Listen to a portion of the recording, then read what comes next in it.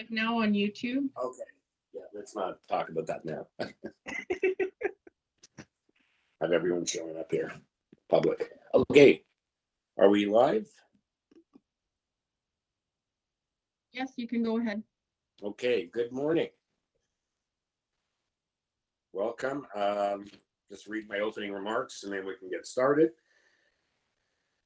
During the declared emergency, Committee of Adjustment virtual public hearings should be conducted by electronic means through WebEx, an online digital platform streamed on the Toronto City Planning YouTube channel. These measures are necessary to comply with visible distancing requirements and in-person attendance limitations. This will be a virtual public hearing, and participants who have registered in advance will be able to make their presentations to the committee using WebEx, an online event that is being moderated by city staff. Anyone wishing to view the hearing may do so by watching on YouTube. Participants who have registered in advance will be connecting either by their computer, a phone or tablet app, or by telephone. All participants will automatically be muted on entry. When your item is called, each participant will be unmuted by the moderator, one person at a time. Only the committee members will be participating by video. Panel members participating today are Laura Alderson, Danny Bellissimo, Neil Palmer, and Sophia Reddick, and I am Michael Clark, and I'm the panel chair. And today I'm also participating by video. We also ask that you mute your devices until you are called on to speak. Registered participants will be participating by audio only. Land acknowledgement.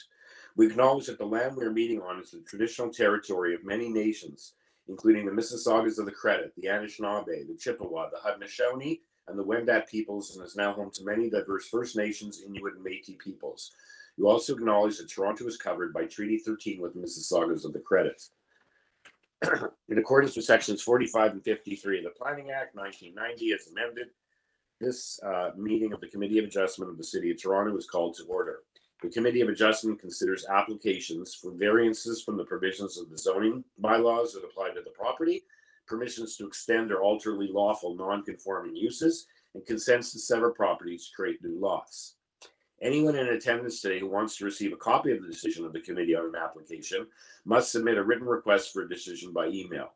Please ensure that you include your name, address, and email address, because Committee of Adjustments and the event of an appeal, TLAB, will be sending in notifications and appeal updates by email.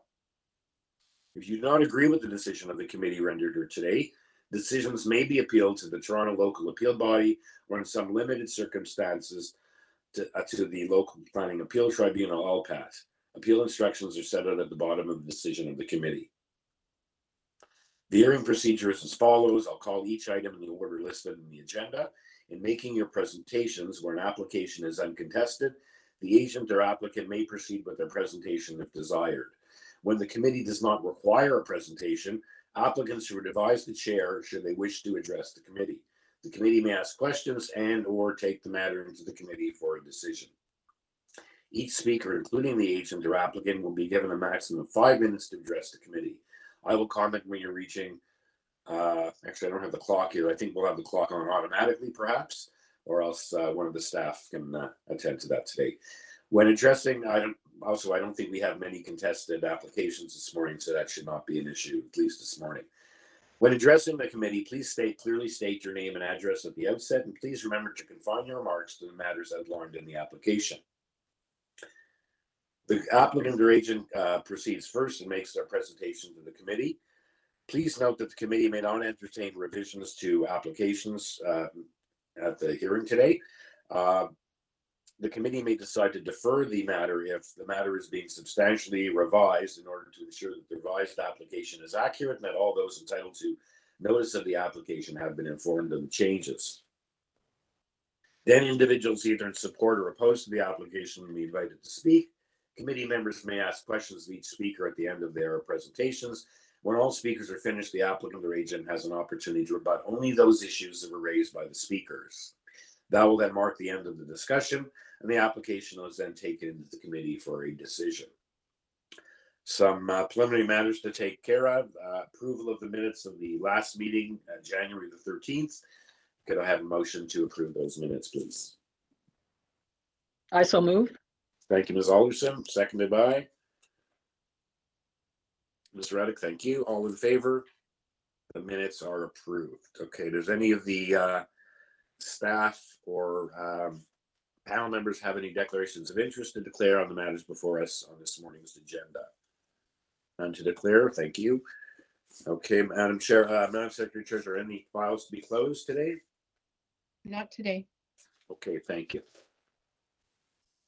Okay, in that case, we can start proceeding with hearing applications. The first application is item number 1, 73 Guthrie Avenue. We have an applicant's revision page highlighted. A lot of the applications this morning have that, which is great because it shows movement and willingness to make changes to the initial application. So in this case, we have a revised notice to construct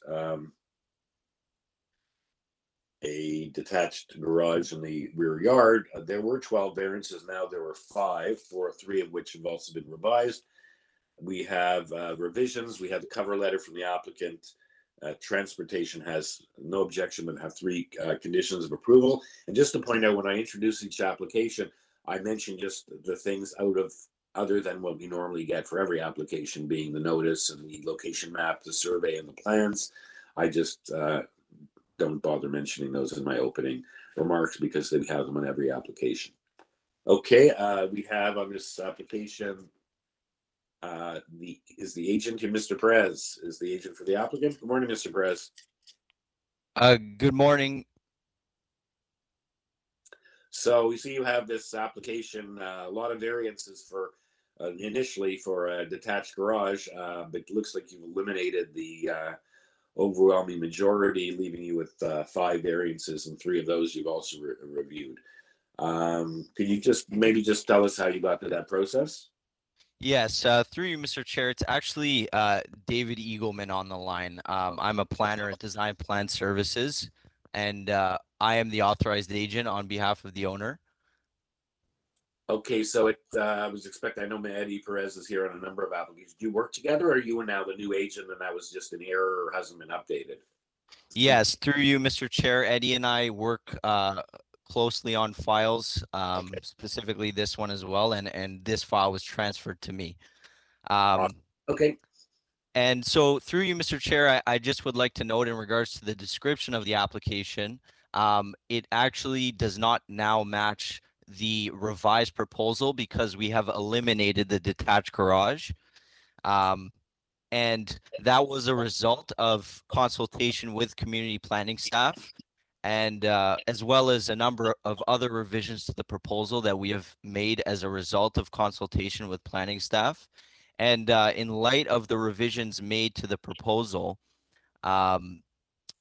I would kindly request that the committee allow me to verbally amend the public notice, or if the cover letter is sufficient, then no need for me to walk through the variances. So the purpose is now going to be to construct a new detached dwelling, period. Or is there going to be an attached garage or any garage at all? Yes, through you, Mr. Chair, there is a attached garage. It's a 1-story portion on to the sorry, it's on the left side of the site plan. It would be, I believe, the west side. So basically you're asking if the purpose of the application changes to say construct a new detached dwelling with an attached garage. So whether that is a notice issue, Madam Secretary Treasurer, if we're amending, I see a number of the applications, so they have the purpose of the application amended, it's with no change to variances. In this case, the applicant or agent is seeking to amend the purpose of the application. That's fine. Okay, so that still complies with notice to change the wording, which is actually much more typical, having a detached dwelling with an attached garage. I actually use short form when I do my notes is DDAG when I'm making my notes. Okay, so and that's how we got to the elimination of all these variances by virtue of the elimination of the detached garage. Do committee members have any questions for Mr. Eagleman? And yeah, Neil Palmer.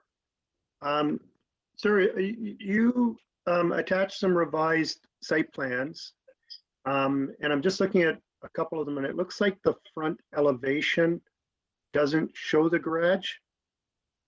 A04, is that correct? Through you, Mr. Chair. Oh, you know what? It does. Sorry. I see it now. Yeah. Yeah, and Okay. I just wanted to also note that planning staff have they have confirmed that they are satisfied with the revisions made as noted within their correspondence dated January 26, 2022.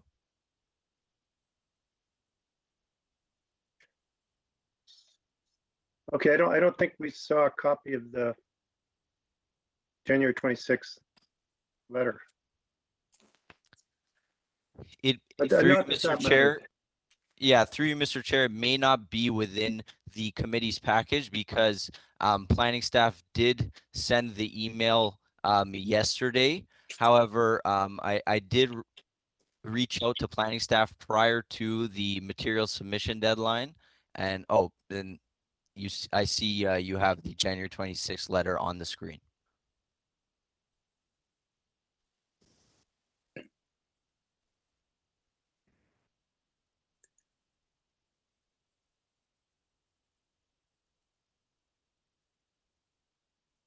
No more questions. Okay. Any other questions for Mr. Eagleman, or is someone ready for a motion? And Danny Bellissimo is ready. sorry, I also mentioned there is urban forestry condition number 3 on this application. I didn't mention that at the outset. Danny Bellissimo would like to make a motion. Go ahead. Are you guys hearing feedback there? Okay, thank you, because I'm getting feedback. It must be that double thing. I have to see if I can get rid of it later on. So I move approval of the variances on the conditions set out by forestry and transportation. Conditions submitted in the waiver form. Okay, thank you for that motion. Do I have a seconder for Mr. Bellissimo's motion?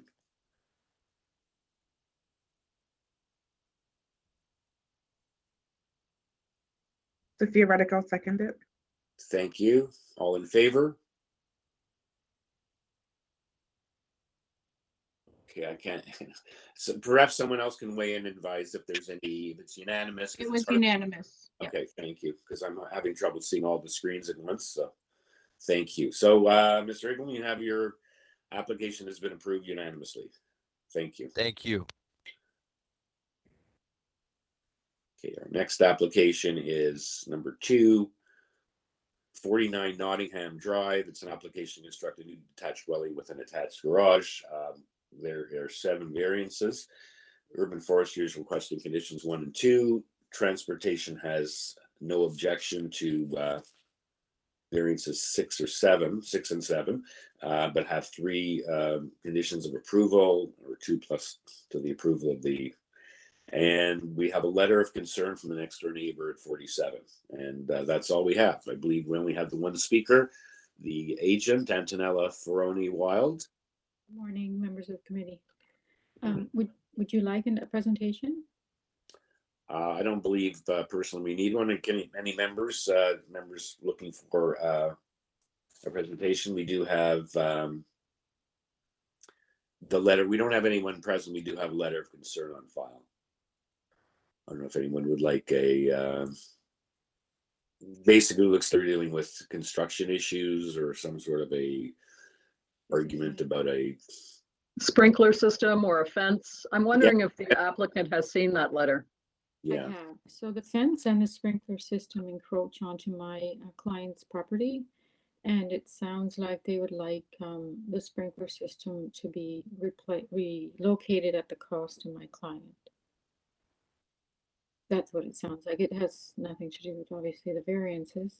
Right.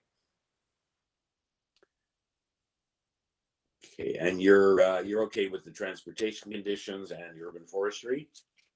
Yes, they've already submitted an application to urban forestry and transportation. Absolutely, we are Okay. with. Okay, then members have any questions for the agent? Or if not, is someone ready to weigh in with a motion? Danny Bellissimo is ready to weigh in with a motion. this is a corner lot and I see no impact negatively on the neighbors. So I move for approval of the variances, the conditions set up by forestry and transportation. Thank you, Mr. Boissonneau. Second. I'm for happy that. to second that motion. Thank you, Ms. Alderson. All in favor? Okay, it looks like it's unanimous. Thank you. Okay, thank you. Okay, item number 3 is 34 Cynthia Road. It's an application to construct a 2nd-story addition and a 2-story east side addition. And there are 5 variances. We have supporting materials, Google photo. Planning has a condition of approval in the event of an approval, condition being they want bird-friendly window treatments on the north side windows. And transportation has 3 conditions of approval. Nothing from urban forestry, so that's all we have. And the agent is Jason Cuttajar.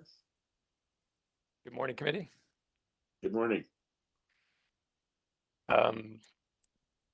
We don't have any letters of opposition or opposition from any departments, so would you like a presentation? I don't think we need one unless any of the members would like one. Or if someone has any questions for you. So have you spoken to the neighbors who are aware of this application? I would take it. You don't have any letters of opposition. We have No. your. We actually have lots of letters of support as well. Okay, and you've given us this photo, I guess, of the current condition of this property, which looks like it's a corner. Yes. Now, I would like to talk about the condition from planning. Yes. Okay. So the homeowners would not like to agree to this condition. They've invested a lot of money into this lot and into building their dream home here, and would rather not look out at their yard through a grid of dots and all their windows. They lived here for over 10 years and they've never had a bird strike. There's a 40-foot net from the golf course at the rear, so I'm not sure if that has anything to do with it, but they haven't had this issue before with their big sliding glass doors at the back. Okay. So that being said, they're not insensitive to the environment. They purchased this lot because they do love nature and they like birds for sure. Yeah. And It's interesting because I've seen this condition very often, and usually it's on very beautiful ravine properties, and I've never had anyone raise any objection. I don't know if I wouldn't want to have to look at dots either, but is that the only way that is that the only bird friendly treatment? There must be others, because I would imagine it's so readily agreed to, and I'm sure most people wouldn't want to have all those like you just described, what I can envision. There must be other methods. there are other methods, but they are quite costly. And if this were to become an issue, for sure they would take it upon themselves to put the film up afterwards. It's something they can take care of later. So that's the approach that they would like to take, if that would be acceptable from the committee. Well, I think I don't know we'll hear what the committee members have to say, but I don't. Birds do hit windows, even when you're not next on a ravine. I don't know how they make their determination of who has to do this and who doesn't. I'm just curious why this isn't a zoning bylaw, right? Like this, it seems like I've been doing this for 25 years. I'm doing several homes on ravines right now, much Yes. larger homes than this, and none of those homes had this condition put on them. So, Okay. Anyway, let's hear what any of the other members have to feel about that. I'm just opening up the. Oh no, I'm not opening it. I'm not connected. Are you aware that RNFP may require an application? I noticed there was some notation about that. I have it in my notes. yes, I am aware. We're not affecting any trees, so we're still not sure if they're going to require an application or not. But certainly, if we need one, we're going to have to get one. Okay. We've already talked to TRCA, and they're fine with the application. Sorry, Palmer, the conditions from engineering transportation, they're asking for an encroachment agreement regarding a fence. Is your client okay with that condition? Right. So I'm not seeing that condition anywhere. I see. That's on January 18th, comments from Transportation Services. So they're saying there's an existing fence in the right of way. So I guess you could either remove the fence or get an encroachment agreement for the fence, which is on public property. Okay, so I do see it as a transportation report, and they're recommending that they start the conversation. I don't see anywhere where it's a condition of approval. That's January 21. I don't see a January 18th from transportation anywhere. Oh, I've got a January 18th. Yeah. It says, based on the foregoing, we have no objections to this minor variance subject to the following. The board fence encroachment within the Cynthia Road right-of-way limit to the east of the subject property, blah, blah, blah, blah, either be removed or apply for and obtain an encroachment agreement. And then there's a site plan notation that they've asked for regarding the driveway. So you didn't see these comments? I didn't see these comments. The one up on the website, which is dated January 21st. Yeah, but there's a earlier set of comments. And It the says, same thread, no? further to our January 18th memorandum. Right, but the January 18th is not up on the website. Okay, did you not receive a copy? Okay, so regardless of whether you've seen this comment or not, they're asking for either the fence to be removed or for an encroachment agreement. So are you okay? You're not okay with the planning condition regarding the treatment on the windows. Are you okay with an encroachment agreement or removal of the fence to be added as a condition of approval if we give approval? So, okay, so I'm having trouble with that in that if the client agrees as a condition for an encroachment agreement, like how long is that going to take? That could take 6 months. If it has to go to community council, that could take a year. This is Okay, well, your clients. so can we agree to remove it and then in the meantime go for an encroachment agreement? Is that possible? Well, you have an either or. It's you got to work it out with the transportation department. So what I'm asking is, your client okay with this condition that either the fence be removed or you get an encroachment agreement?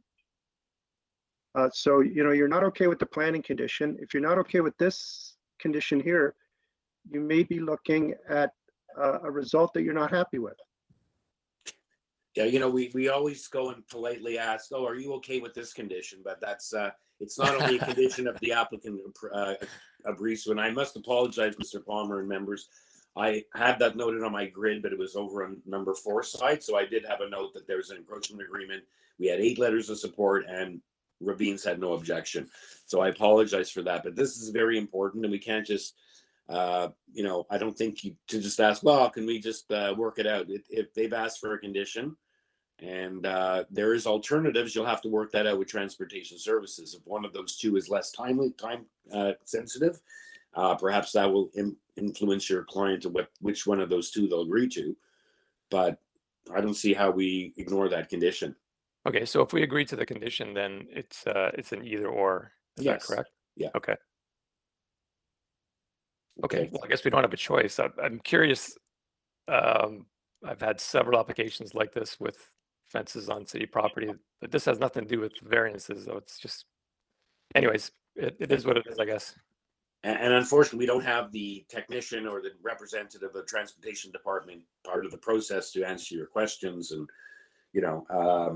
it is what it is. We get reports from various city departments and we can't start cross-examining them or having you question them unless it was done beforehand. And that's why it's on the information application center to check that for new additions. Actually, curiously, the fence was just at the rear was just rebuilt by the city for the golf course, and they lined it up with that fence at the same time. This was done a few years ago, so maybe that'll help our encroachment agreement. But I guess we'll have to agree to that. You can work it out with them. Yeah. Okay. Any other questions, or is someone ready to weigh in with a motion? Danny Blissman is ready to weigh in with a motion. Yes, sir. I'd like to add the condition by transportation for the encroachment agreement because I know that the legal department will get involved anyway if we don't include that, because encroachment is encroachment, it's illegal. So if someone else will handle it, but let's add it to the condition. I do not agree with the planning conditions, so I'm going to move for approval on the variances. I find a minor in nature on the conditions by Transportation Services. Okay, so your motion is to not include the bird-friendly treatment for this application. Yes, there are windows all around that house, and it's birds come from all directions, so I don't see it as an issue. Okay, thank you. Members, seconded from Mr. Bellissimo's motion. I'll second. All in favor? Okay, you have your approval unanimously. Thank you, sir. Thank you very much. Have a good day. Okay, you too.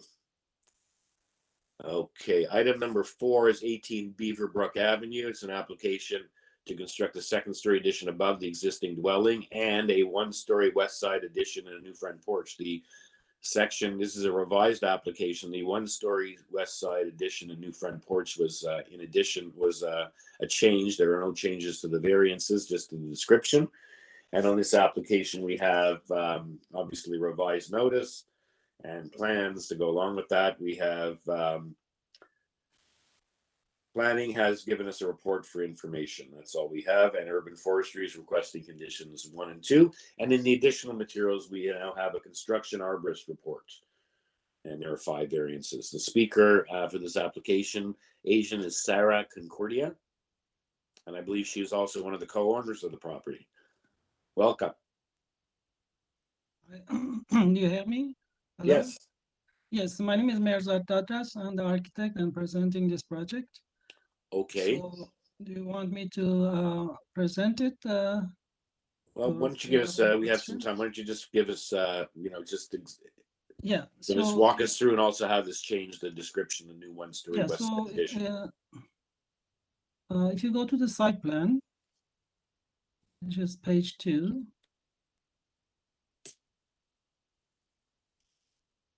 This is the proposal, and the next, so this site plan actually shows all the information that the existing and the proposal. So the existing is the black line of the building, and the proposal is the white line that is 5 feet on the side, and there's on the right side there's like a breakfast area, and to the left is the second garage. Right now, this building is about 1,200 square feet, and we are adding about 1,500 square feet to it. So in total is about a little bit less than 3,000 square feet. And I put all the existing setbacks and the building length, which is on on top of the drawing. And already this building is, as it is, without any addition, is non-conforming. So it seems that this is characteristics of the corner properties in this area, which is narrow and long. So originally the builder, for some reason, they didn't put the building where it should be. So they set it back on the Appellate Road. It's supposed to be aligned with the number 2, but it's not. They set it back. So that creates like this, a problem in terms of the front setback and the length of the building. So it seems like no matter what you do with this property, you're doomed. There's always, you can't, fit it in the new bylaw. Yeah. So I see that planning has given us a report for information, not recommending anything, just to explain the situation, but it's a corner lot and both the rear yard setback, because it's measured from the west side lot line, which is technically the side yard setback of the existing home, where you're proposing the one-story addition. And they also noted the 4.6 meter separation between the proposed property and the west side lot line. Okay, it's up on the screen. Committee members have any questions for the agent? Or is someone ready for a motion? We do have urban forestry conditions 1 and 2, and we do have the arborist report that came in just yesterday. Danny Blisso is ready for a motion if no one else has further questions. Yes. I agree with the applicant. When it comes to a corner lot, you have a choice to decide which is the front of the house, and this raises difficulties in the narrow lot like the applicant has explained. So I move for approval, variances on the conditions set up by forestry. Okay, thank you. Seconded for Mr. Bellissimo's motion, Ms. Alderson, thank you. I'll second that motion. All in favor? Okay, I guess it's unanimous. Thank you, agent, and we can move on to the next application.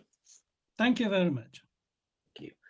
Okay, the next application is item number 5, 127 8th Street. It's an application to construct a 2-story rear addition and a 3rd-story addition above the existing dwelling.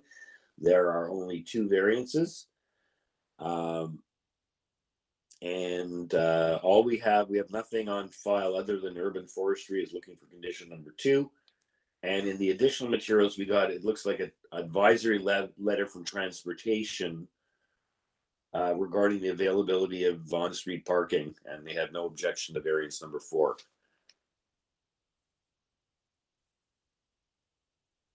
And so item number 5, again, there's no one in opposition. Doesn't state who is the agent. Opal Design. Hi, good morning. Good morning. Could you just state your name and address for the record? Name for the record, please. Okay. Good morning, committees. My name is Rachel Wang. I'm the authorized agent of the property at 127 8th Street. Today, I'm going to apply 2 variances. The one is required FSI is 0.6. Our proposed FSI is 0.81, which is minor. The second variance is for the main wall height. The required is 7.0 meter. The proposed main wall height will be 8.5 meter. Okay. Yes. Yep. So they both appear to be very minor. Did you say the floor space thing? Because I have it here saying 0.85. I thought you said 0.81. Yes. I think in our update loan notice on January 23rd, our floor index goes to 0.81, not 85. It's already updated. Okay, Madam We Secretary. don't have that information at all. If she, Actually, we send this updated zoning notice to the commitment. I don't know, probably missed. We have the new zoning notice, which is dated on January 23rd. oh, I think it's in the revised, the additional materials. Yeah, probably. I didn't see that. It was in the additional materials. I still have it at 0.85. So did you make that change because someone was requesting it, or? Yes. The zoning examiner Okay. made changes. Okay, and so the 0.881 is how many square meters is that? It's obviously less than 246, so that number has to come down. Total floor area will be 246.4 meter. Okay. Okay, everyone has that. So there is the request for FSI is now lower based on some revised plans that we didn't receive as part of our package. Okay. Committee members, do anyone have any questions for the agent? Okay, yeah, we have that on the screen now, so we see how that's changed. Sorry, just comments, it's Palmer here, from the transportation department, and I'm a little confused by their comments because they're not objecting, but I think they're saying that the right-of-way is going to be partially blocked by the addition. And if that's the case, then I don't think we can allow the addition if it's blocking the municipal, it's a private right-of-way, I guess. Can you just clarify that, please? Yes, I don't think we're gonna block the private property or something. Anyway, if there's a condition from the transportation, we're gonna follow it. We're gonna accept it. Can we look at the next page? So they're pointing that out. They're pointing. I think this is a very common sometimes situation Yeah, yeah. where previously you can't, even though they're not in court, they've built an addition, so you can't use the right of way. Doesn't only goes back a certain distance. Mr. Bellissimo, I think this is, you were familiar with this, so that that's why they're saying they can park in the front, because they can't park in the back, because based on. Yeah, actually, we have 2-car garage. We don't need to park on the street or something like that. Yeah, but can you get into that garage? I'm just looking at, now if we go back to the first page of that, we can see they were, as Mr. Palmer pointed out, it says, we note that the proposed rear addition extends almost 9 meters to the rear. It appears that the proposed addition extends beyond the rear lot limit of the mutual right-of-way that is shared. However, neither the existing driveway nor the mutual right-of-way limits are identified on the site plan. As a result of the rear addition apparently extending beyond the rear limit of the right-of-way, legal access to any rear yard vehicular parking opportunities will be blocked. Access to any rear yard parking will necessitate vehicles traversing over the neighbor's property beyond the limits of the mutual right-of-way. No on-site parking space are identified in the site plan. So I think they're just pointing out that based on your addition, you wouldn't be able to get into your garage, and so that's why you have to go for. They don't seem to indicate any detriment to the neighbor. Does the neighbor use their garage? No. So, Mr. Chair, I think the problem is the site plan that the agent provided is not the best, because they have not identified the right-of-way on it and its limits, but it also doesn't identify that there is a laneway. So if you look at maybe the location map or the survey, which is rather old, it does show that there is a laneway north of the property along the north side. If you pull it up on Google Maps, you'll see it quite clearly. Yeah. So, or even the survey will show that there is the laneway, and they do have access to pull into the garage that way. That way. Yeah. Not No, but the agent should have shown that on their plans. You Yeah. should be showing all of that information. Your site plan doesn't show any of it. And transportation based their comments based on your site plan. Your site plan doesn't show the right of way and it doesn't show the laneway. Okay, so perhaps it'd be prudent to add a condition that their site plan should be revised to add those notations. Sure. Sure. Actually, right now, my client is the parking the car go with the laneway, yes. So we don't need the neighbors property.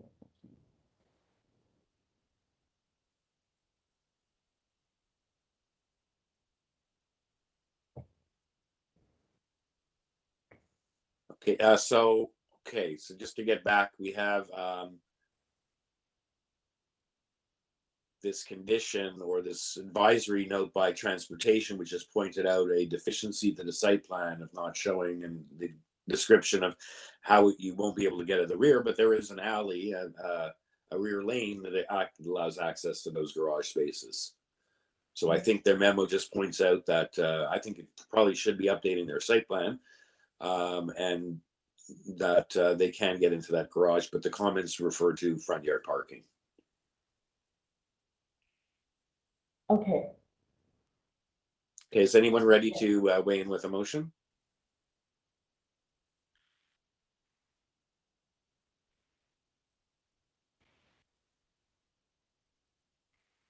Or require any further from staff? The variances appear minor and meet the 4 tests in the Planning Act. The revised variance requested for FSI and the sidewall height. So I'll move for approval, but I think it should be subject to an updated site plan that shows the right-of-way limits. Okay. I'll leave it at that. And yeah. Forestry condition 2. And forestry condition 2. Okay. And the laneway too for the site plan? Yeah, adding the right-of-way limits and whatever other legal requirements on the site plan. yes, I think they point out in the transportation how it's deficient, the two, what's not noted and should be noted. I think, Barb, we can take it off of that in terms of the transportation memo. As to what Well, If we say an updated site plan shall be submitted for a building permit indicating the existing right of way and the laneway. Okay, To the, okay, yes. Okay, we will do so. Okay, Barb, you have So the the- wording for that? yes. Okay. Okay, so that's my motion then. Okay, seconder for Mr. Palmer's motion. Happy to second that motion. Okay, all in favor? Okay, I assume it's unanimous. Okay. Okay, thank you, Ms. Wang. Thank you very much. Have a nice day. You too. Okay, next application is item 6-7 Ranwood Drive. Again, we have a revised notice sheet showing changes. It's now proceeding by way of waiver. There were, it's an application to construct a second-story addition, two-story rear and south side additions, and a new rear deck. There were 10 variances. There are now 9, and 2 others have been reduced. We have the revised zoning waiver, a cover letter. Planning is looking for, well, a condition of approval. It's to refuse variances 5 and 6, and transportation has no objection. The agent for this application is Eddie Perez. Hello, good morning. Good morning, Mr. Chair, Perez. Good morning. So, yeah, so planning's committee condition members. was they're not in favor of variances. It's too minimized here.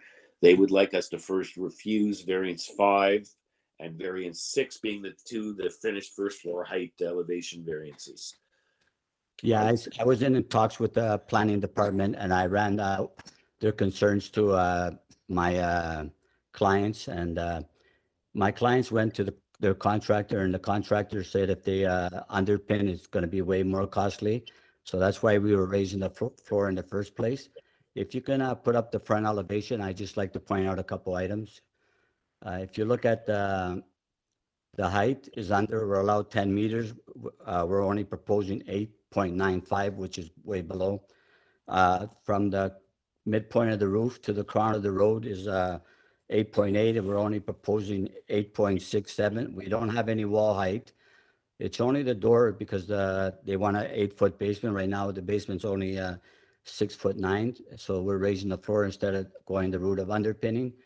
But the massing of the house is lower than what we're allowed. The front door is just a little higher than what the planning said and what the variances are. And also, if you look at the crown of the road, it's approximately 6.67 meters below the established grade. So that's what's bringing that variance for the 2.13 instead of 1.6. So I feel that the massing is not overbearing, and I feel that it should be approved, and it's a minor in nature. Okay, thank you, Mr. Perez. You're welcome. No other speakers here, obviously.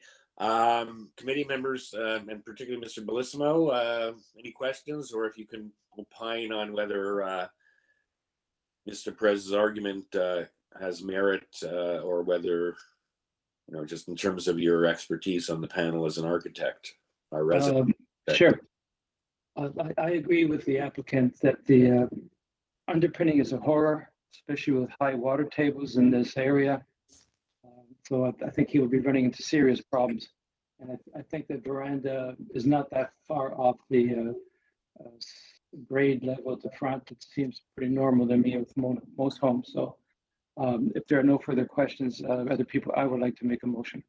Okay, go ahead, please. I assume no other questions, committee members? Okay, so go ahead, Danny.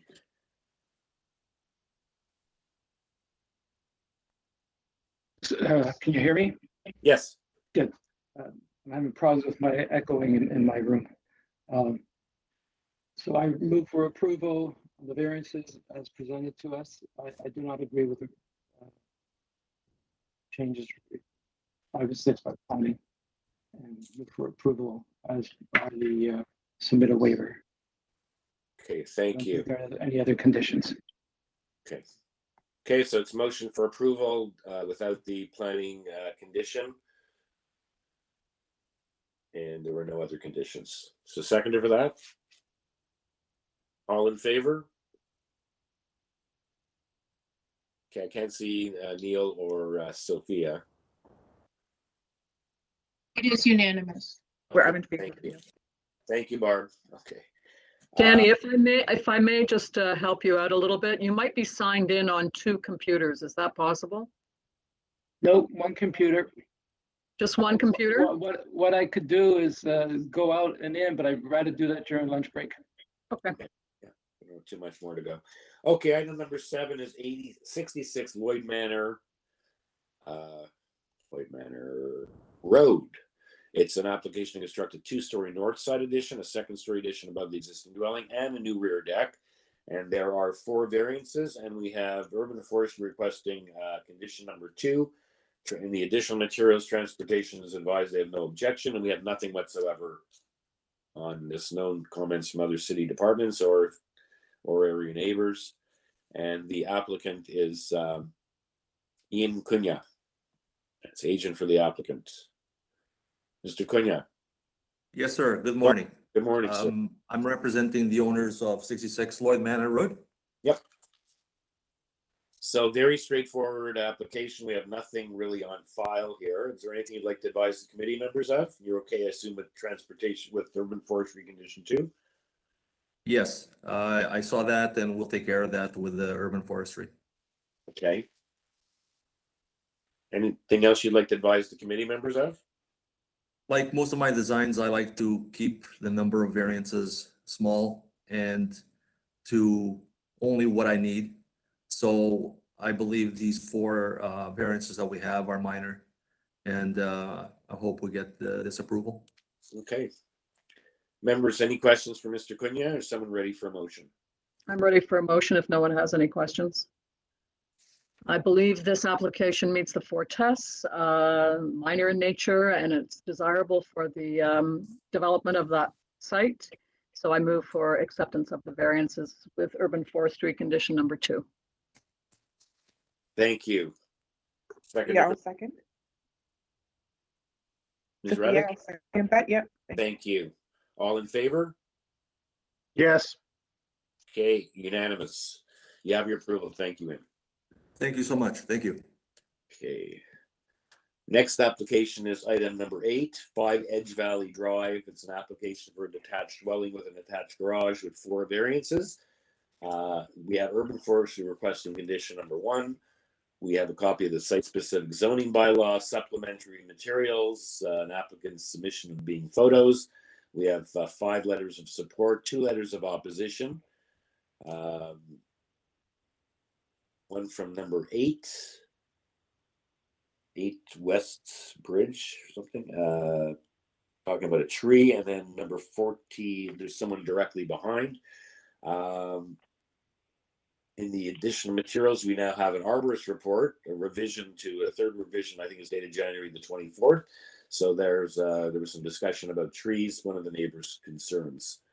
And the applicant or agent for this application is, I'm not sure who the agent is. It's MANOR Design. Mahir Manos, and we have a neighbor, Jim Greenshields from 7 EDGEVALLEY registered to speak. Okay, so right next door. Okay, so let's hear first from the agent. Good morning, Mr. Chair. Mahir Manias, I'm the agent. Okay, welcome. I think we should get we have someone here in opposition. We should get a presentation from you. We have 5 minutes to outline your application. And you'll have a chance to respond to the comments by neighbors. Yeah. We have your supporting materials. You can get that up on the screen. Yeah, I'm actually joining by phone, so I don't have the benefit of seeing what's on the screen. But I'm just going to click onto the supporting documents that we submitted. Yeah, it's just going to be but I'll just give you. Yeah. Okay, let me give you a brief synopsis of what we're proposing. So in front of you is a proposal for a new 2-story dwelling to replace the existing one. It has an integrated 2-car garage. We are requesting 4 variances. Variance number 1, which is the most common in the neighborhood, being GFA or FSI. The proposal is 0.6 versus the allowable 0.5. And I just wanted to bring to the committee's attention is It's site-specific where the garages are included in the GFA, which is just for this part of the neighborhood. If the garage was to be backed off, it'd be around the 0.55 mark. In the supporting material, we've submitted, I think it's page number 18. We've just done a summary of a few of the approvals in the last few years, which just shows this is in keeping with what's been developed in the neighborhood, whether it's new houses or renovations. And the prime example is the house next door at number 3, where we're very similar in the GFA and FSI. Variance number 2 is the aggregate of the side yard setbacks. We're proposing 17% versus 20%. And I just want to bring to the attention of the committee, this is exactly as per the existing house. All we're doing is shifting the house a bit southerly, so it's more centered on the lot, so we have equal setbacks on both north and south side. We do comply with the required 1.5 meter setback, but also just to bring to your attention, on the north side, the 1.52 setback is just to the one-story garage. The second floor is actually set back at 2.44 meters, which exceeds the required setback, both from an aggregate point of view and also from a side yard setback point of view. And then lastly, variances 3 and 4 deal with the soffit height or the wall height of the building. And I'd like to bring to your attention on our supporting material, page 19 and 20, which is basically the front and the south elevation. The highlighted area is the portion of the house which is in variance. So it's basically just a parapet wall on the front of the house, and also part of the parapet wall which returns on the south side. The remaining part of the house complies with the requirements under the new zoning bylaw. It's actually below the required 7 meters. Hence, that should address part of the concern that the neighbor at the back at number 14, Edge Hill, had. There's actually no variances on the back elevation. Now, regarding the tree, we have, if the committee sees it fit to approve the application, we have no objection to the condition, because before you submitted a full application, we've already heard back from forestry, and we've provided a revised arborist report. The required tree protection zone is 7.9 meters, which is quite substantial, and the house is another 2.6 meters past that. So there's no injury because of the house. The issue is actually the driveway, which we're maintaining the existing footprint, which is within the protection zone. We're going to keep that for the construction, and then later on for the new driveway will be exactly the same thing as for the existing driveway, so there won't be any additional encroachment in the tree protection zone. And as you noted, we have 5 letters of support, including the immediate south neighbor, and the client has been walking around the neighborhood, and they've got a lot of other verbal support and no objection from other neighbors, and I'm happy to answer any question.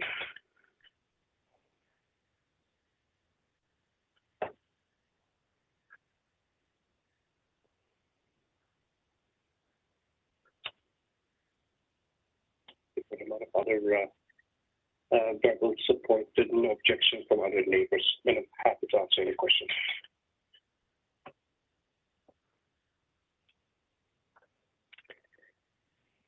Hello?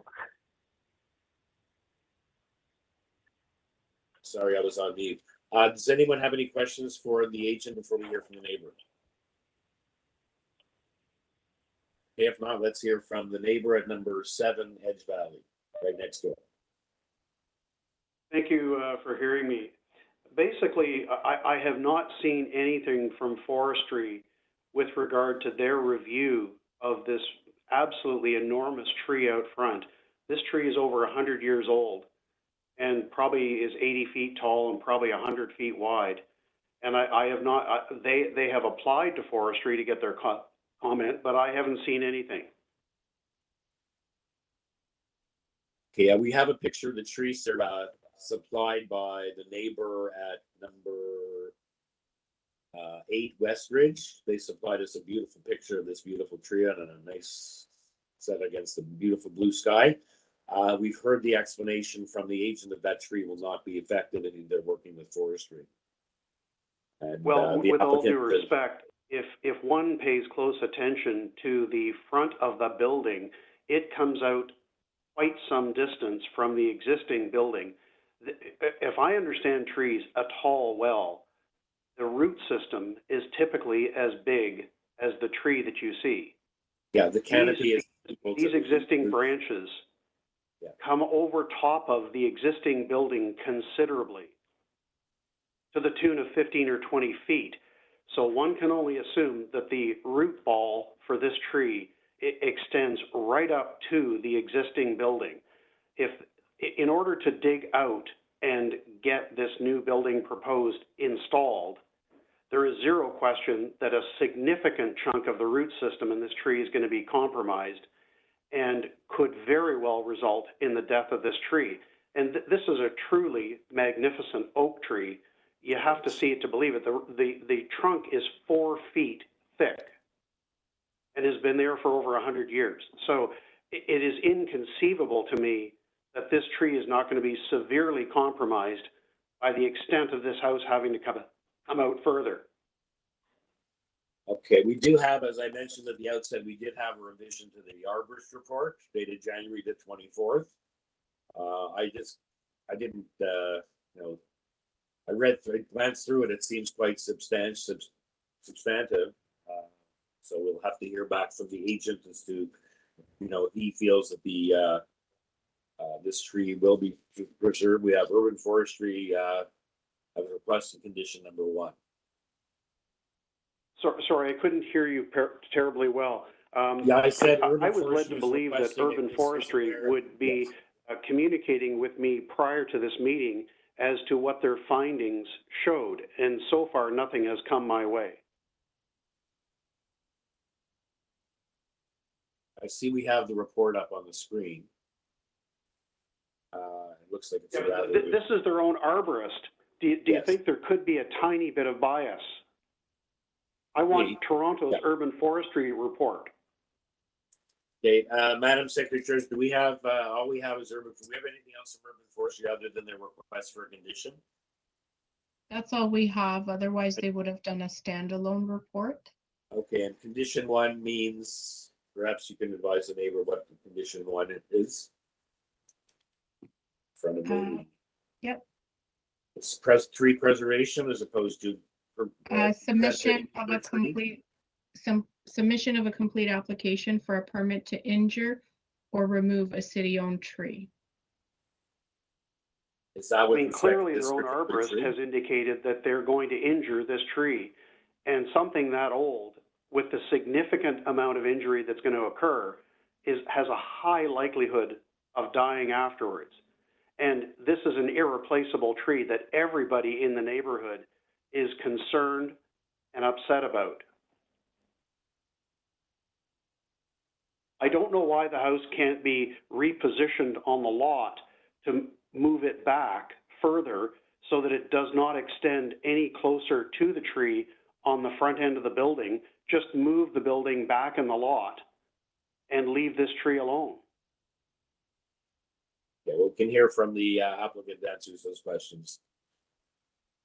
Okay, does anyone you'd like to continue on? Is there anything else you'd like to, or you basically said what you have to say?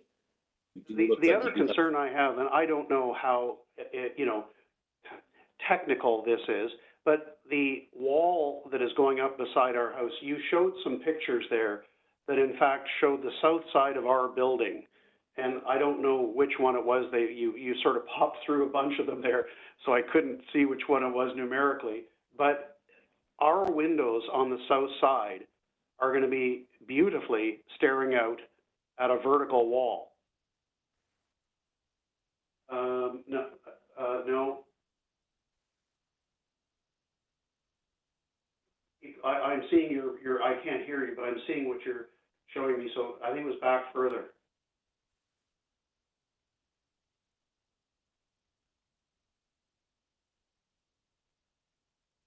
Yes, sir. Staff. There it is. That's the one. So you see those 3 windows on the south side of our building, which happen to be all 3 bedrooms on that side of the house, are going to stare out at a wall it's going to be a vertical wall. There isn't a slightest bit of design enhancement to this new structure to try to take into account that we don't really want to look out at a wall, and that, there are ways of sculpting the roof, or maybe even starting the roof line a little lower down so that we're not having all of the light of those windows cut out. And furthermore, there's a satellite dish on the back there that undoubtedly I will have to pay for to have removed or switched. And so, but the main thing is the windows. All three of those bedrooms will now be compromised. And this necessity for oversized buildings is just endemic in the city. And I recognize that, gee whiz, everyone else is doing it, so why not this one too? But between the tree and the blockage of these windows, I don't think there has been a lot of thought and care with regard to the surroundings of this building. It has been simply, damn the torpedoes, let's go ahead and build what we want. Okay, was there any consultation with your neighbor? Did they speak to you, show you plans? Like, you put those windows, your house looks relatively new. It is not. This house originally was built in 1948. There was an addition put on in the early 90s, and it has been the same ever since. Is there a side yard set? Yeah, looking at the side yard setbacks, I guess is there a variance for the side yard there? I'm sorry, say that again? I'm saying, looking at, it looks like variance 2, the minimum required aggregate side yard setback. I'm sure there's a setback. What I would hope for is that an element of design, and if you look around the neighborhood at other buildings that have gone in where they're neighboring onto a smaller house, quite a bit of thought and care has gone into trying to sculpt that side of the building so that you're not infringing on elements of your neighbor's building.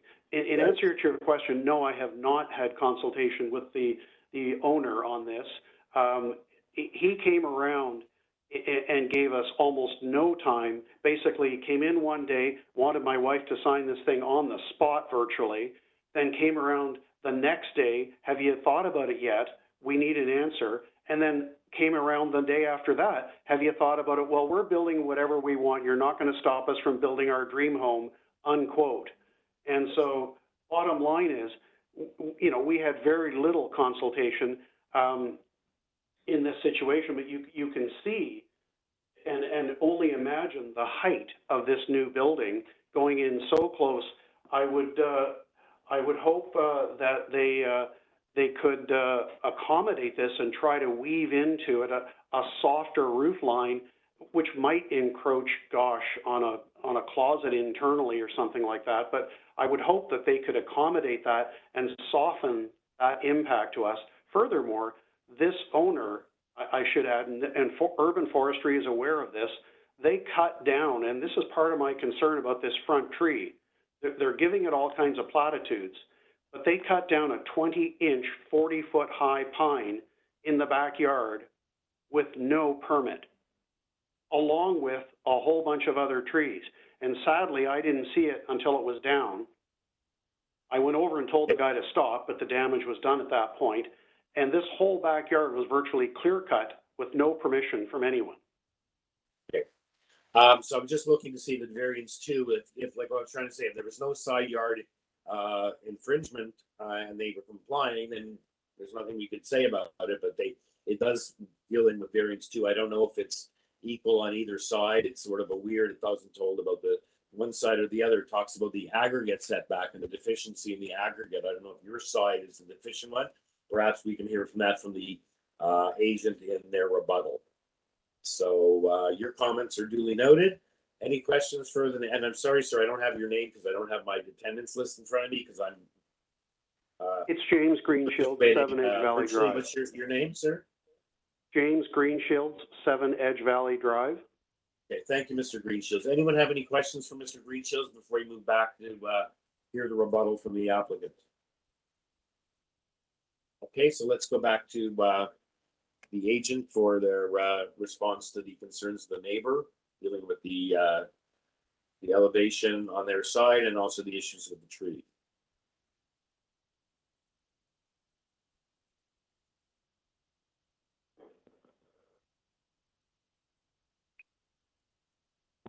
Yes, look, typically, sorry, can you hear me now, Mr. Chair? Yes. Okay, sorry. I'll start with the tree, the white oak. Our client has a vested interest in protecting this tree. I just want to reiterate again, the house does not cause any injury whatsoever. The required tree protection zone, normally tree protection zones are around 6 meters, but because this is a beautiful old tree and the size of it, forestry determined that the protection zone should be 7.9 meters. So is that equivalent? almost Because 2 I meters. heard the neighbors, if I can just interrupt, is that equal to the tree canopy? Because we do know that typically No, the tree canopy is equivalent to the root ball. It's forestry determines the tree protection zone based on the trunk size and the species of the tree. So the request is for a 7.9 meter tree protection zone. The house is another almost 3 meters away from that required 7.9 meter protection zone.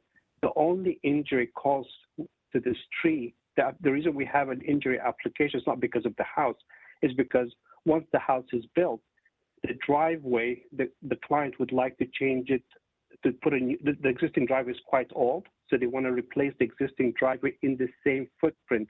But because the existing driveway is through the protection zone, that's why we need an injury application for the driveway. So even if this house was to remain and to be renovated, somebody somewhere down the road will want to resurface this driveway, and an application to injure the tree would be required.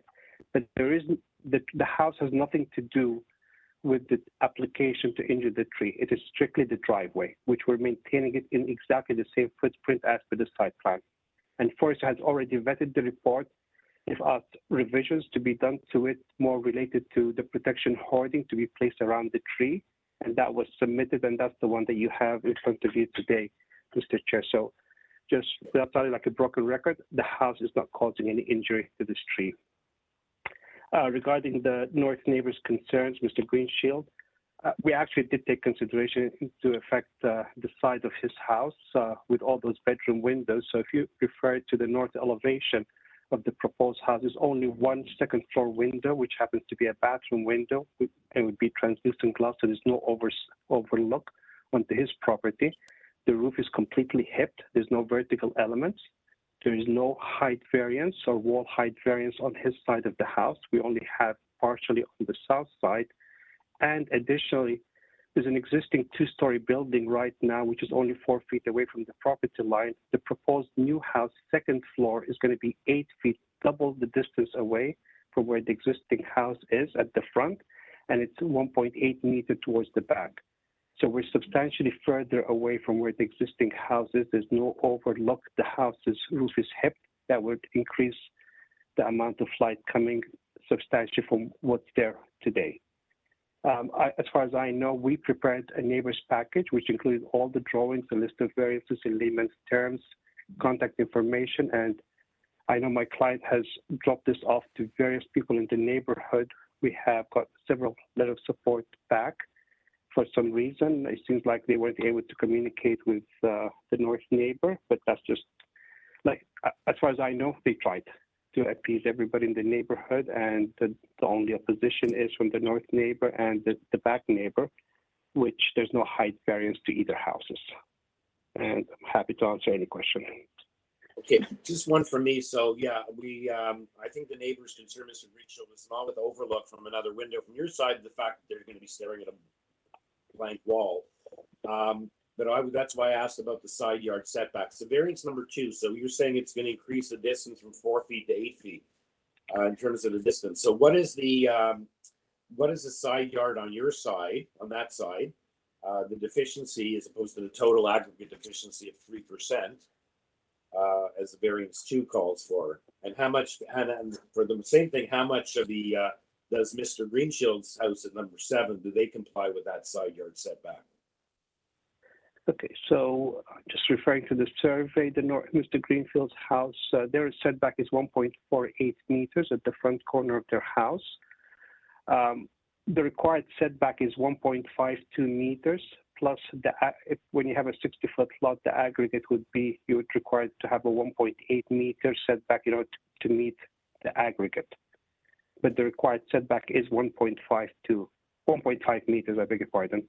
What we're proposing is on the north side, the 1.5 meter is just to the one-story garage. So if you refer to the site plan, you'll see that the garage is 1.5 meter away, but the second floor is actually set in at the front of the house 2.44 meters, towards the back 1.83. So if we, let's say, to shave off that 1 foot variance to comply with the aggregate, the two-story portion of the house is past what the bylaw requires. The existing house is only 4 feet at 1.2 meters away. So even the one-story garage is a foot further from where the existing house used to be, and the second floor is anywhere between 8 feet to 6 feet away from the property line, which is twice as much at the front of the house from where the existing house is. So there is more setback between the houses in the current condition. Okay, thank you. Would you like to continue, or that? Oh yeah, you made your presentation. You were responding to my question. So does anyone else have any questions on the rebuttal from the agent, or any questions? I do have a question, actually. So in looking at this a particular tree and the roots, it looks like the roots are already encroaching into the driveway, and I'm wondering if there was ever any discussion about reversing the garage to the other side of the house, because it looks like the tree is already popping up through the asphalt, the roots of the tree. So unless the grading is actually changed, I can only imagine, I believe the neighbor is correct in saying this, that tree will suffer as a result of that. So I'm wondering if there was a discussion about moving the garage over to the other side, first of all, and secondly, if not, is there any sort of discussion about grading that driveway differently, raising the grade? Because right now it is encroaching, the roots of the tree are encroaching right into the asphalt. Actually, to you, Mr. Chair, it's a very good question. It's the first question we asked when we started on the project. We had the arborist involved, and the comment we got back is the tree is already established in its current location. More than likely, because the drive is on the north side, the predominantly location of the existing root ball is more towards the south. And putting a new driveway would actually cause more injury to the tree. So if worse comes to worse, and let's say we take the asphalt out and we find the substantial roots, then the asphalt can go back exactly in the same location without doing any additional harm to the tree. But shifting the driveway to the other side would just cause more injury to the tree, because that's where the established roots are. But we did ask that question. That's what they told us.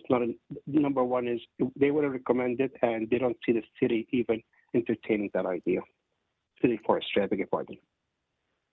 Okay, thank you for that. Any other questions, or is someone ready for a motion?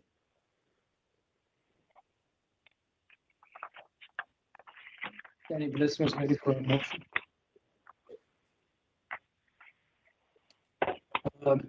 I find that the discussion about this tree is interesting, but I believe that when you have a large tree, like bigger than a house, that its chance of survival is very good.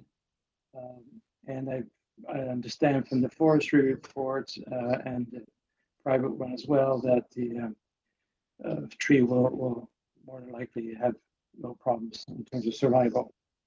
In terms of the recommend sort of 3 and 4 variants, number 3 and 4. There's a height, it's only the flat roof, and the flat roof is in the center of the building. There's a slope roof heading up towards the flat roof, so I don't think that's an issue, as well as the front exterior main walls. I don't think that 0.3 meters is major, so I think it's a minor. So I'd like to move for approval, variances subject to condition by forestry. Thank you, Mr. Bellissimo. Second for Mr. Bellissimo's motion. I'll second. Okay. All in favor? Looks like it's unanimous. With unanimous approval. Thank you, agent, and thank you to the neighbor, Mr. Grinshields. Thank you, Mr. Chair.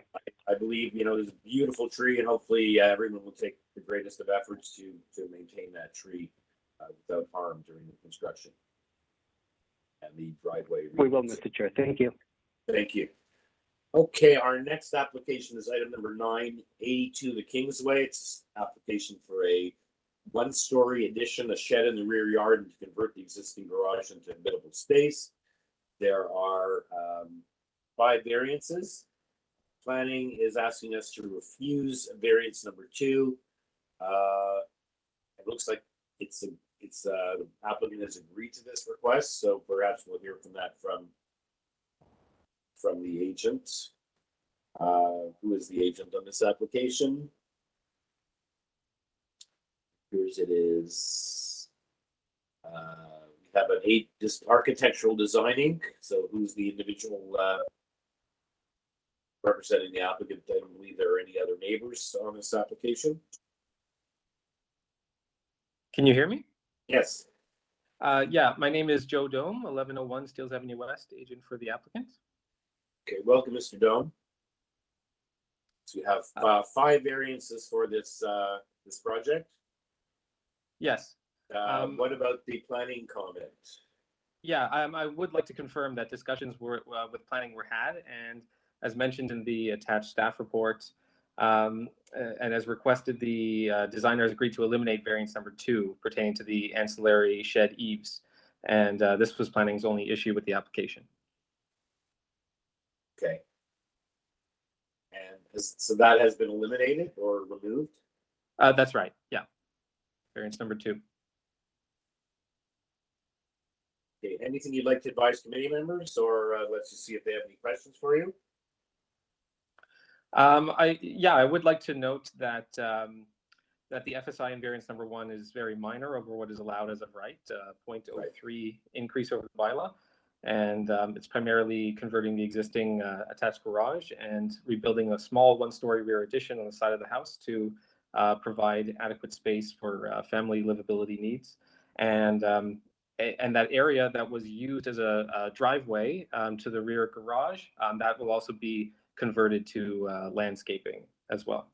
Okay, and I see in the additional materials we have support from the next door neighbor at 84 as well, and I understand the urban forestry has conditions 1 and 2. That's right. That's right. We have 3 letters of support, number 80 and 84, the adjacent neighbors, and 63 Wendover, which abuts the property from the rear. Okay, all the important neighbors, both sides and back. Okay, members, any questions for Mr. Dome, or is someone ready to weigh in with motion? I'm ready to weigh in with a motion to approve this application. I find it to be minor in nature and consistent with the 4 tests, subject to urban forestry condition 1 and 2. Okay, thank you, Ms. Reddick. Seconder for Ms. Reddick's motion. Ms. Happy to second that motion. Okay, all in favor? Unanimous. Thank you very much. Thank you, Mr. Dome. Thank you. Okay, next application is item number 10, 38 Murrie Street. It's to construct a new detached dwelling with an attached garage, and there are 3 variances. Urban forestry is requesting condition number 2. We have an arborist report, 2 conditions from transportation to make notations to the site plan drawings. And that's all we have. Applicant or agent on this application is Mr. Eddie Perez. Hello, good morning again. I'm here on behalf of the owners for 3638 Murrie Street. As you said, we have 3 minor variances, and they are minor in nature, as you can see. Yes, they are. I would tend to agree with that. Committee members, any questions for Mr. Perez, or is someone ready for a motion on this very straightforward application? Just a question for Mr. Perez. Are you aware of the transportation conditions? Yeah, I am aware. Forestry? Yeah, I am aware. And you're okay with both urban forestry and transportation conditions? Yeah, we'll take care of all the items necessary, and we'll work with both of the departments. Okay, in that case, I'm prepared to make a motion unless someone has any questions. I believe the application, I believe it's 3 variances, is minor in nature and meets the 4 tests, and I'm happy to approve the variances as submitted with urban forestry conditions as well as transportation conditions. Thank you, Ms. Alderson. Seconder for that motion. Palmer, thank you. Thank All you. in favor? Looks like another unanimous approval. Thank you, Mr. Perez. Thank you. Okay, item number 11 is 510 Prince Edward Drive North. It's an application to construct a two-story southeast addition, a two-story rear addition, two one-story rear additions, a one-story north side addition, and a hammerhead driveway. And there are 7 variances for that. We have one photo been submitted. Transportation is advised they have no objection. We have support from 516 Prince Edward Drive. And in the additional materials, we also have support from the next door neighbor at 508 Prince Edward Drive North. The applicant, the agent is Yasser Abdullah. Looks like one of the co-owners. Welcome, Yes, sir. Mr. Chair. Welcome. Thank you. Yes, I am one of the owners. Yeah. Okay, a whole bunch of additions and a hammerhead driveway. And you've given us, I believe, pictures I remember seeing of lots of similar driveway configurations, I guess, due to the fact that it's a... That's correct. Yeah. So right now we have a circular driveway, and we think the hammerhead would allow us to have more green space at the front and also on the north side. Oh, okay. So you're actually going sort of downsizing from a circular to a hammerhead. That is correct. I Yes. always like to say that when people want circular driveways, it's they want the moat to go at the castle. So you're actually making this from a circular to a hammerhead. It looks like you don't have anyone in objection, no comments from area city departments. So let's just see if committee members have any questions for you. Or if not, if someone's ready for a motion.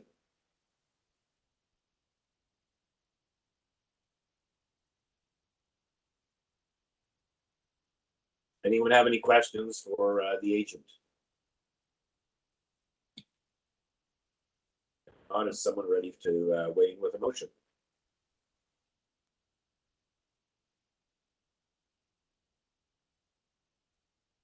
I'll move for approval. Variances requested meet the 4 tests in the Planning Act, so no conditions. Thank you. Seconder for that motion? Ms. Alderson, thank you. All in favor? Unanimous approval. Thank you, sir. After your appeal period, enjoy your, you have your approval. Thank you, Chair and Committee. Have a nice day. Okay, our last application of the morning, and then we have a nice long break before we start the afternoon session, is number 12, 89 Burnhamthorpe Road. It's an application to construct a 2-story rear addition, a 2nd-story addition above the existing dwelling, and a new rear deck. There are 2 variances. We have a presentation, photos of similar driveways, and a letter from the owner and support from 1 Burnhamthorpe. At Urban Forestry, we're looking for conditions 1 and 2. The agent or applicant is looks like it's Rubinoff Design. Good morning. Good morning. Is that Mr. Rubinoff? Yes, it's Glenn Rubinoff here. Okay. Welcome, sir. Okay, very looks like a pretty straightforward application. I don't believe there's anyone here with concerns or any letters of concerns. We do have a letter from 1 Burnhamthorpe and your presentation of similar driveways. I'd like to advise the committee of everything, Mr. Rubinoff. Yeah, no, this is I think it's a pretty straightforward application. The 2 variances are related to just the maintaining, effectively, the addition of the back is maintaining the same side yard as what currently exists. And the driveway is something that transportation is in support of, the variance to widen it slightly. Okay, yeah, and I guess I credited the last applicant with providing us with the pictures of similar driveways. It was actually your application that had all those pictures, so thank you for that. Members, any questions for Mr. Rubinoff, or is someone ready for a motion?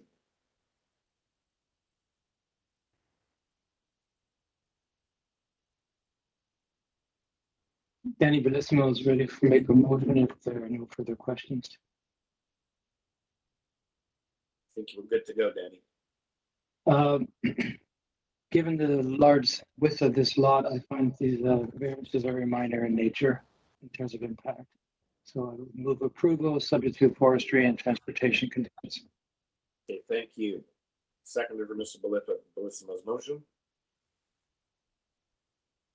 Mr. Palmer, thank you. All in favor? Okay, another unanimous approval. Thank you, Mr. Rubinoff. Thank you, members. Thank you. Have a good Now day. stand adjourned until 1 p.m. Have a good break, everyone. Michael, do you want me to send you the speakers list for the afternoon? Sure, that'd be Okay. great. Okay, Thank you. you can text it or fax it or email it or whatever. Okay, we'll see everyone back here at 1 o'clock.